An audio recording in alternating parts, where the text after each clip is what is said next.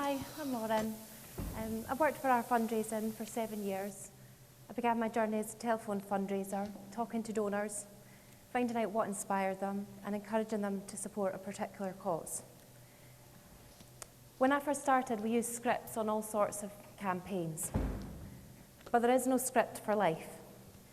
We communicate through conversation and building rapport, engaging with each other and connecting on an emotional level. That was our turning point when the script became a guideline. This approach gives fundraisers the flexibility to have real conversations with your donors, really engaging with them, listening to them, sharing stories and having genuine dialogue while maintaining the structure to try and achieve the desired outcome. This way each call is tailored around the donor and is driven by their experiences and thoughts, encouraging them to give. It's with this in mind I would like to share my story, beginning with a poem I wrote not too long ago. From the moment we knew you were coming, our hearts skipped a beat. You would be our future and make our life complete.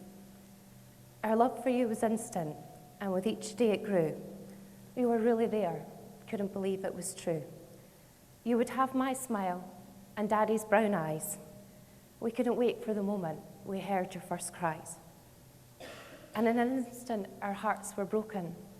You were too perfect for this world. So you floated up to heaven, our beautiful baby girl. We held you in our hands, but you were asleep. Treasured memories of you, forever we will keep. Footprints are footprints, no matter how small. 10 fingers, 10 toes, we counted them all. We're so grateful for each moment we had. Sleep tight, little princess, all our love, Mum and Dad. My journey has evoked a variety of emotions, none of which have been predictable. It began with the most indescribable joy, accompanied by a small level of anxiety. Now can you imagine all of your dreams and plans being snatched away in an instant? I'm sorry, there's no chance of survival. Those words destroyed me and my heart shattered into a million pieces. How could I not know that something was wrong with my baby? The guilt quickly consumed me. I wasn't able to protect her.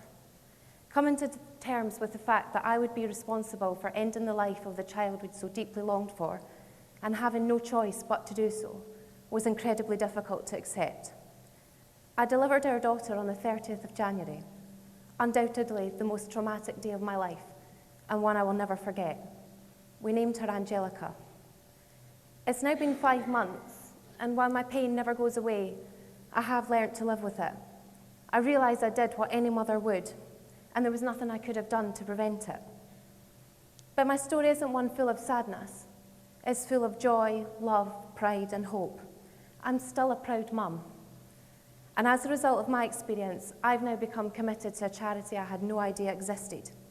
From now on, the 30th of January will be a day to celebrate, to remember my baby on her birthday and acknowledge her life, albeit very short. One afternoon, after returning from an appointment, I noticed a teddy bear waiting for me on the doorstep. I picked him up and noticed a tag around his neck which read James. With James there was a leaflet which read Aching Arms. I knew immediately who'd sent me this bear, my sister Lindsay. Unbeknown to me, Lindsay had learned of Aching Arms through her friend whose baby had died shortly after birth. The charity's founder, Leanne, set the charity up after her son was born too soon and she wanted to honour his memory. She felt it important that parents know they're not alone in their grief and that their babies are not forgotten. The teddy bear represents another baby taken too soon and provides comfort from one mother to another. It's run entirely by a group of volunteer mums who've experienced a similar loss. Lindsay arranged for a teddy to be sent to me and was asked to make a donation so another mum could receive a bear bearing my daughter's name. I was touched by this, thought it was such a great idea. I wish I'd thought of it. I cannot express the comfort I feel knowing that out there another mum really understands my pain, and it's a symbol of reassurance that I am not alone. James sits beside my bed, and each morning when I wake up and each night before I go to sleep, I think of my daughter Angelica and James as well as his mum. It brings me great comfort to know I'm part of a community of invisible mums. I feel great pride in knowing that somewhere else in the UK, another mum holds a teddy bearing Angelica's name and also shares this feeling.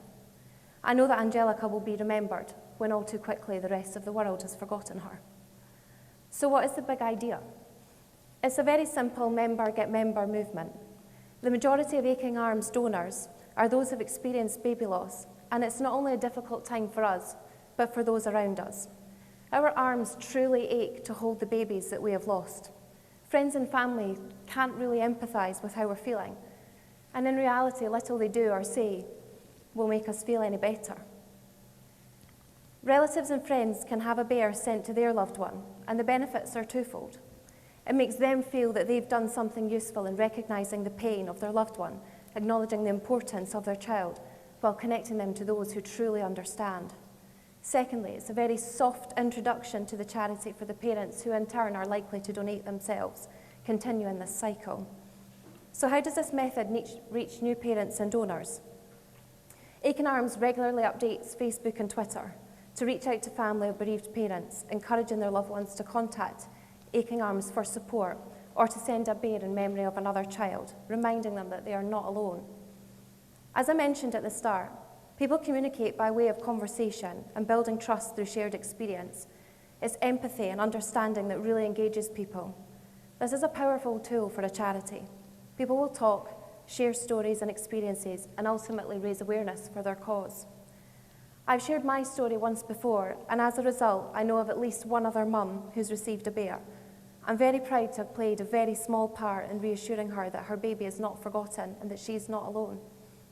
I'm confident that speaking to you today is another example of this approach in motion, and that many of you will also know someone who would appreciate a bear. Aching Arms are growing fast, having only just begun to look into different ways of active donor recruitment.